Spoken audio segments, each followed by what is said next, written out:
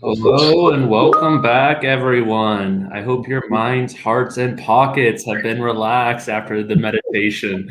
But really, I hope you enjoyed that chance just to kind of unwind in this chaotic time that we've been having. And Harrison and I we're happy to be back with you again. If you forgot who Harrison is, or if you're just joining, Harrison's a first-year admissions counselor, and I'm a transfer enrollment coordinator at Westminster. So we both work with the Office of Admissions. But Harrison, if you want to do the honors and introduce our next guests that are going to be with us today.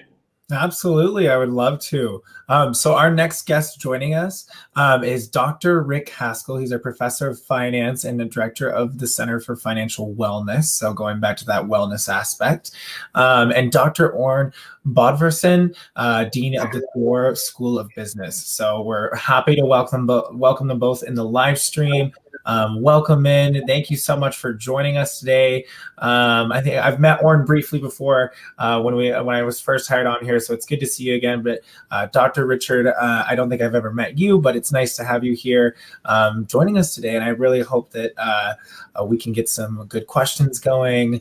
So if we just kicking it off, I think we'll just transition right into questions. But other than we'll let you guys introduce yourselves first. So tell us whatever you want the live stream to know. Well, Ern, I'll go ahead and defer to you to begin with, and then I can discuss some of the initiatives of the center. Okay, sounds good. Good afternoon, everyone. Great to see you. And Cody and Harrison, great to see you again. So I am the dean of our business school here at Westminster, the Bill and Vive Gore School of Business. And last year, I facilitated an effort to form our Westminster Center for Financial Wellness.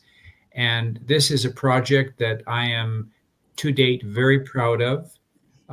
It is going to, I think, really be a very impactful center, most importantly for our students, but also for our employees, as well as our alumni and members of the external community. A lot of what we do in the School of Business is about promoting financial literacy, financial wellness, and business education. It's not just about training students to become leaders in the business world or to become practitioners of methods. It's also about helping the community be more fluid in understanding how the economy works, understanding how capitalism works, how private enterprise works. And that's really the philosophy behind this Westminster Center for Financial Wellness. So I'll let Rick explain in a little more detail what the center is all about, but I'm personally very excited about it. It ties in beautifully with the campus's ongoing efforts to push integrated wellness as part of the signature student experience. So our center will really be a wonderful, wonderful contributor to that effort. So I'll turn it over to Rick at this point. Thank you, Ern, and thank you, Harrison and Cody. We appreciate the opportunity to be with you today. So the Center for Financial Wellness, as Ern indicated, is not just about creating business or teaching business. In fact, it's probably the other side of the business school, where we're not only about business, but recognizing that financial wellness has become just as important to households and businesses as any other kind of wellness. So in the Center for Financial Wellness, some of the initiatives that we're working on this year, and this is our inaugural year, if you will, include bringing together the elements that have existed in the business school that would be supportive of this. Our Center for Financial Analysis, which many of our students and alumni have spent hundreds and hundreds of hours in, is now part of the Center for Financial Wellness. In fact, we've relabeled it the Finance and Investments Lab. Our VITA Tax Clinic, which has now provided free tax preparation to thousands of households in the Salt Lake Valley, is run by a very capable administrator by the name of Jovana Sisovic. That VITA Tax Clinic is now part of the Center for Financial Wellness. In fact, they're probably the two marquee parts that people would already recognize. But what we're doing this year, in addition to simply continuing those, is we've launched a high school outreach program in collaboration with the Utah State Office of Education and Jumpstart Utah, a private nonprofit that promotes financial literacy amongst public school students in Utah. We've developed a program to help provide additional curriculum that now is being distributed out to every high school in the state. And so we have goals of having as many as 640 high school students from across the state come into our campus this spring. And when I say come into our campus, I mean virtually, of course, because of the current situation, but come into our campus this spring along with their instructors from the high school and get a little bit more about financial literacy, but not just the literacy component, expanding it more holistically so that it's a wellness component. Here's an example of what I'm talking about with this. The financial literacy programs will help people understand budgeting. Our financial wellness curriculum takes a student who's probably 15 to 18 years of age in the high school and introduces them to what it takes to rent an apartment and how budgeting and that activity fit together, and the whole process of you have to apply for these things. And oh, by the way, rent isn't the only expense. You might have in insurance, renter's insurance. You might have utilities. You know, that neat internet connection thing that you like to play with so much. It's been costing your parents money for all these years. Now you're going to pay that bill. So it expands from the basic literacy concept well beyond, and we do that through a series of 10 different lessons, which, as it turns out, were designed by Westminster College students and are being taught by Westminster College students under the umbrella of the Center for Financial Wellness as students from high schools across the state come into our campus. We think that's a terribly valuable exposure all around. In addition to that, we have a Bill and Vive Gore School of Business summer camp series that prior to this year has always had just one summer camp, Money 101. And it's been a basic introduction to money, kind of adulting and money for junior high school and high school age youth. Well, it had always been a one camp series. And last year, we turned it into a 4-camp series, but all of them under the Money 101 label. And we just ran it 4 times. And not coincidentally, we more than quadrupled the number of students that we'd ever seen before. And now for this year, we're running that same Money 101, plus we've developed Money 201, which is all about real estate and real estate investing. Money 202, which is about stock market, public and private equities investing, and Money 203, which is all about economics.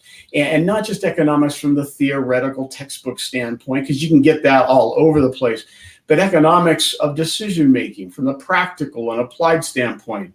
It's interesting, economics is one of the few classes that students take in high school or in college where they know they're going to use it because we are agents in the economy as consumers. So these are a few of the things that we're doing that stretch outside of the college. Inside of the college, we're developing programs, workshops, curriculum to support our legacy scholars who perhaps haven't had the opportunity to have examples in their households of how you pay off a student loan. Getting a student loan is easy. How do you pay it off? And so that extends not only to choosing a major that will give you the compensation that will allow you to pay it off, but also understanding some of the different programs available to help pay these off. And if not those programs, understanding the impact it's going to have on your budget.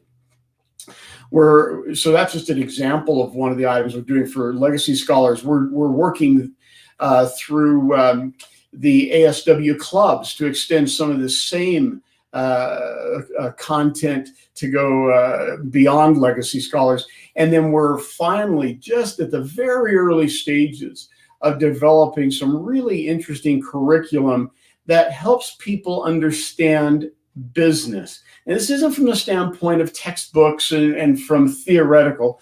It's from the standpoint of every one of us, even if we have a humanities degree or a gender studies degree or an engineering degree, every one of us exists in business. And so few of us really understand what that means and how to benefit ourselves and the business we work for, which simultaneously benefits us. And so we're developing some content to help expand and provide a more holistic view of that as well. So we don't have much going on this year, not really, but those are a few things that we're working on and we're pretty excited about. And let me just very quickly cap off Rick's comments by just saying that, we live in extremely challenging times in this country and in this world. This has been a really gut-wrenching past 12 months because of the pandemic. We've also been facing a lot of upheaval in Washington, D.C. Really, the whole world has been in upheaval. And a good chunk of that upheaval is confusion amongst members of the public about how policy works and how the economy works. As you know, there's been a lot of misinformation coming out of our politicians, and it's become very palpable the past few years. And so people are crying for clarity. They're crying for an understanding of how is this going to affect me financially? How is this going to affect my household, my business? And so we are the only institution in this region, in this state for that matter, to drive a stake in the ground and say, we're going to be that beacon in the community of understanding and providing clarity and providing guidance. And so this is, of course, first and foremost for our students, because Westminster is about our students, but it's also about helping our employees, and it's about helping the community through events, through short-term programming that we can offer, and so forth. But that's really, at the bottom line, the mission of this center, to really be a beacon in the region for promoting financial wellness and understanding and economic understanding. Ern, that's a good point. You and I are both economists, and we understand that a lot of this social upheaval that you referenced is a result of pressure on our economy and society. And I think that a lot of that pressure exists because of a lack of understanding of our relative roles and what can be done and how to critically think through what is taking place. One of the things that I'm most happy about with respect to being a faculty member here at Westminster College, and more specifically being a professor in the Gore School of Business, is our willingness to share a framework for critical thinking with students. And it goes way beyond what you would think about as just common run-of-the-mill higher education. This isn't about teaching people finance, and the Center for Financial Wellness isn't about teaching people financial literacy. It's about developing and instilling critical thinking skills and helping people have the breadth of understanding of how and where to apply them. So that's more than a little introduction, Cody and Harrison. Are you converted acolytes now? Yeah, I think you answered every question we have for you today. I really appreciate the community outreach aspect. If anyone hasn't seen it, or if you didn't get here through giving.westminstercollege.edu, again, that's the website where you can learn more about these initiatives. But when I was reading about it, I saw the opportunity with high school, and I thought about my own experience. Only like 10 years ago, we didn't have any kind of economic preparation. The only thing we did was learn how to balance a checkbook. And I have never used a check since then. And so just in terms of teaching these real skills, I love, Ern, you mentioned having that beacon, reaching out into the community of we're bringing these skills that people can see and use. But we do have a set of prepared questions. And so I want to make sure we get to them. I think you hit this very hard, Richard, but is there anything else that you want the people joining us today to know about the mission of your center? I think it's kind of echoes something that Ern said. It isn't just about the students of Westminster College, but it is focused to them. It's not just about the faculty and staff or alumni for Westminster College, but it's designed for them. It's about the entire community that is served by and benefited through Westminster College and the Gore School of Business. I think it's important for people to understand. Right. And let me add, and this ties in very deeply with the whole purpose of One Westminster, and the reason that we're together today is that when I developed the proposal for this center and presented a business plan for the center, I made a commitment that this will be a financially self-sustaining center. We are fully intending to pay all of our bills for the operations of the center through generating revenue. And as a dean, I have long felt that this is the way centers should be. Centers at colleges and universities should be financially self-sustaining. And we need to practice what we preach in the Center for Financial Wellness. So we are fortunate to have some grants.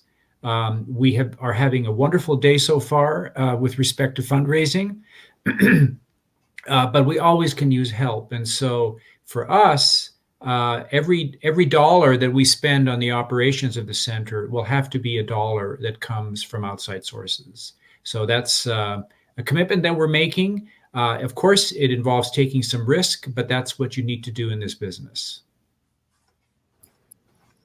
Absolutely. Yeah. And there's risk taking in a lot of business. So I appreciate you tacking on that. And I appreciate the insights that y'all have when it comes to your financial backgrounds or what you're passionate about, and really enveloping that within the Westminster community and really the mission that's the overall mission of the Westminster community as well. So moving towards kind of the personal background aspect, how has your personal backgrounds and experience with finance maybe influenced the view of financial well-being, especially in regards probably to the students and the people that you're helping? Well, Rick, I'll let you go first. You're the seasoned industry professional that came into academia. You came from the financial services industry.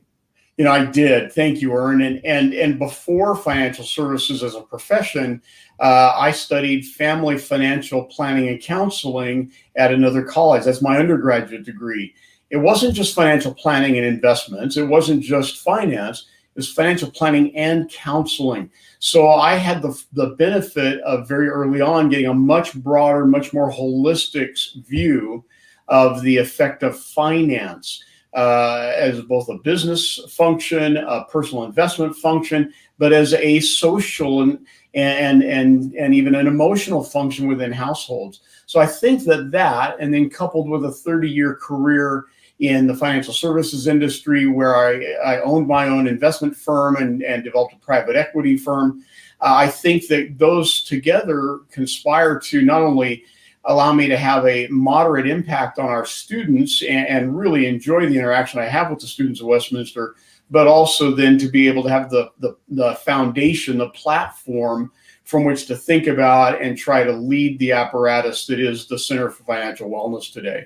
So it's been a long time building, a long time coming. Well, in my case, I've been in the college and university world for all of my adult life. I had a paper out when I was in grade school and junior high school, and I spent a little time working in McDonald's in my hometown. But really, all of my life has been in academia. But I also am an investor. I have dabbled in the stock market since I was a kid, and I feel very strongly about financial self-sufficiency and financial competence in managing our households and in managing our lives. This is probably one of the reasons that I decided to go into the business of teaching economics. And I have impressed the importance of financial self-sufficiency on both of my boys, and my older son, who is 20 and a junior at a private liberal arts college out in the Midwest, is very heavily involved in stock investing and is thinking about his retirement already. He's already kicking money into a little 401k, and he feels very strongly about making sure that you hedge your bets as you plan your practical life out. Because you know what? Life is expensive. Raising children and helping them invest in their own human capital through going to college is expensive. Houses are expensive. Healthcare is expensive. It's important to have insurance. It's important to diversify. All of these things, you're not born understanding these things. You need to learn them. And this is part of what the Center for Financial Wellness is all about. Absolutely. I appreciate you sharing the insights that you have on the different elements of financial wellness and the backgrounds that y'all have. Cody, would you want to ask the next question? Yes, I would be happy to. So the next question is a long one, so stay tuned, folks. What are you looking forward to in the future of the Center for Financial Wellness and the Gore School of Business? And what do you see as Westminster's strengths in these areas to improve on? Well, Ern made a comment about us making our mark, being the beacon. And one of the things that I look forward to, Cody, is for the community around us throughout the state, of our small but very well-positioned school being recognized for the quality and the strengths that we have. And I think that the Center for Financial Wellness can go a long way towards that. I mean, here we are, Little Westminster College, but Little Westminster College a couple of years ago fielded the top performing team in the country in a valuation competition. Little Westminster College this last February fielded the number 3 team in the state in the CFA competition. Little Westminster College produces some people who not only are able to be strong business leaders, but who are able to recognize on a far more holistic way what that means and influence lives and livelihoods and aspects of society. We're Little Westminster College, but we fight way above our weight. Well said, Rick. So this is all about making a difference. It's about making a difference to our students who matter the most, making a difference to our employees, and making a difference to the community. Programming doesn't have value if it doesn't have an impact, if it doesn't change people's lives. And so I mentioned the campus's big push to promote integrated wellness as part of the signature student experience. Our center is going to be a big part of that because financial wellness is an important component of wellness overall.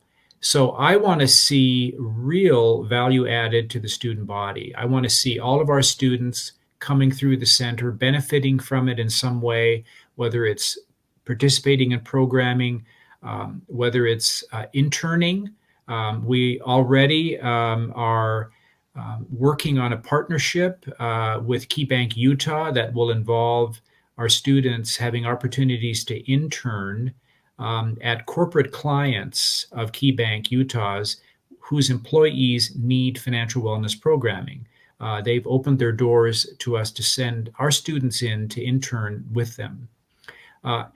And our employees also need help. They need guidance. And then more broadly, the community. So it's really about making a difference in this region in promoting a better understanding of how the economy works and a better understanding of the role of business. So that's really what I want to be seeing.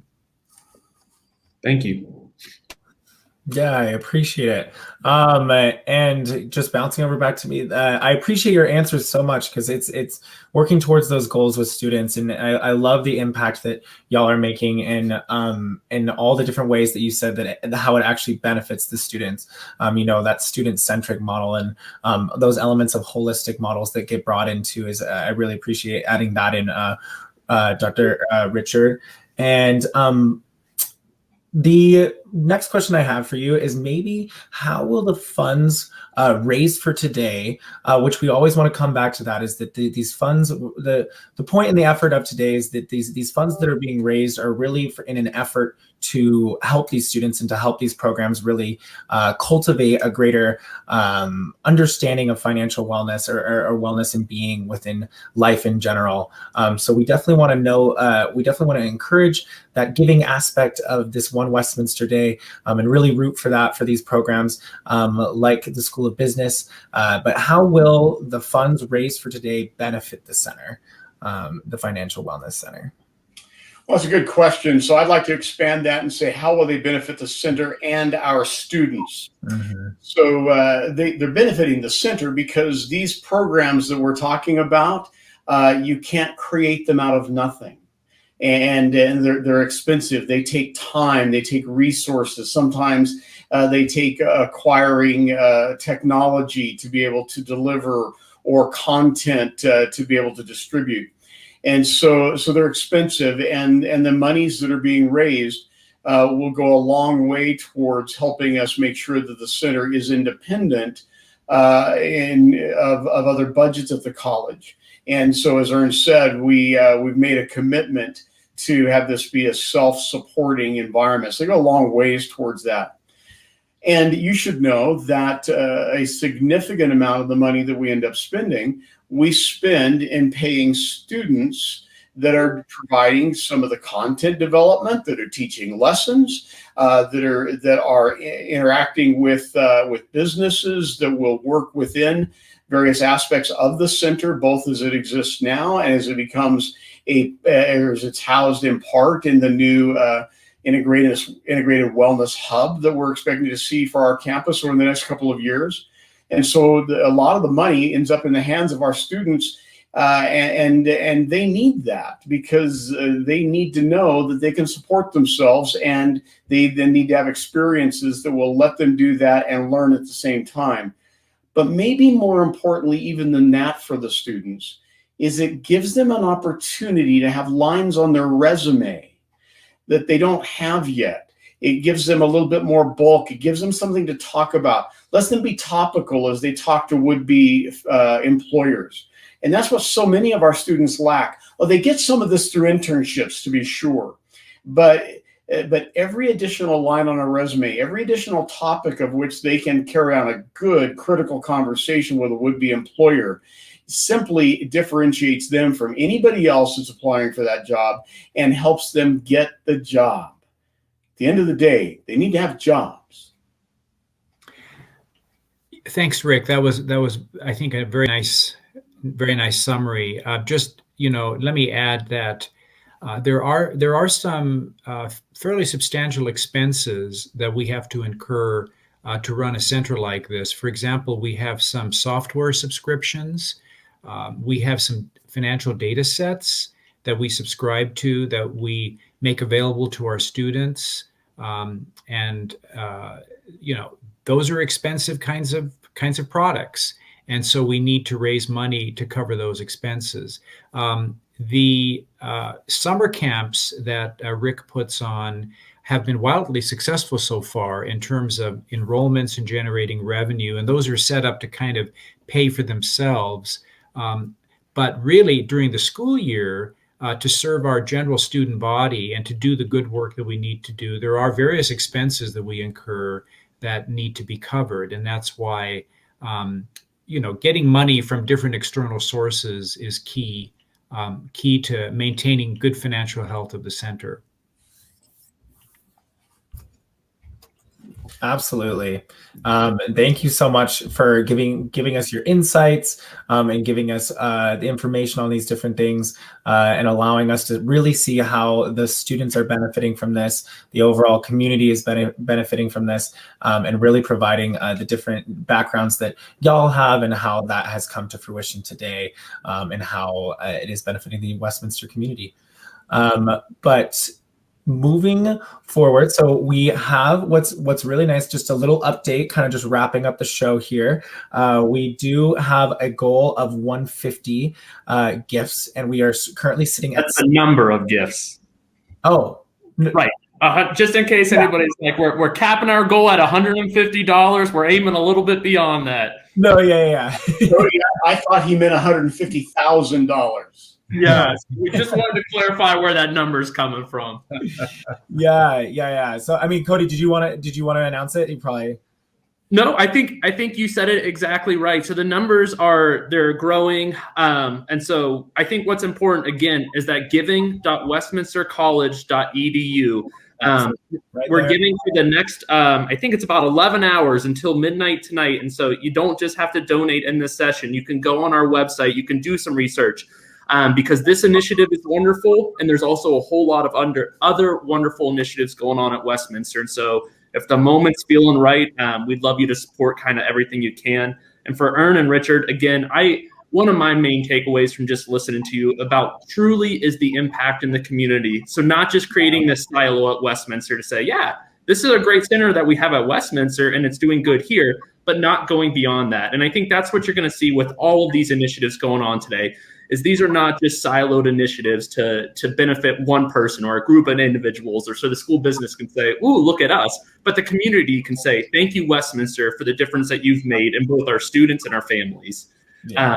And so, again, Richard and Ern, I want to give you both a chance to kind of say any final words that you might have for people tuning in. Well, thank you, Cody and Harrison. Again, it was just a pleasure to connect with you both again and to be part of this. So to all of those, all of you out there who have given and are thinking about giving towards this center, please know that the investment that you make will pay for itself many times over in terms of the benefits it'll generate for our students, as well as the entire internal and external Westminster community. So thank you. And Cody and Harrison, thank you for having us with you today. Ern is absolutely right. We are so pleased with the gifts that are being offered to us. And I will tell you, especially pleased with those that are coming from our own students that are still on campus. We don't care how small or large the gifts might be. That people are willing to step up and support this effort is huge to us. And we don't take it lightly, and we're terribly grateful for it. So thank you. Yes, and thank you both for taking the time out of today for all the helpful information and really the emphasis on what Westminster represents, and just re-emphasizing that idea of giving and what it means to us and how it's benefiting all rather than just a select few. So we appreciate that. But yeah, thank you again for your time today. It's a pleasure. Our pleasure. Thank you so much.